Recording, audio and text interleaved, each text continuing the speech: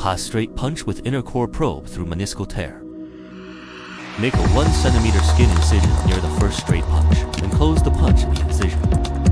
Pass a second parallel needle curved punch through skin opening into joint. Pass a second parallel needle curved punch through skin opening into joint.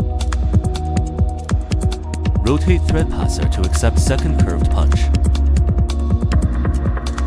Remove inner core probe from second curved punch. Thread 2-0 ultra strong suture through it. Slowly retract second curved punch. Ensure suture in thread passer. Pull thread passer back to capture 2-0 ultra strong suture. Retract first straight punch. Ensure both ends of 2-0 ultra strong suture are extra articular.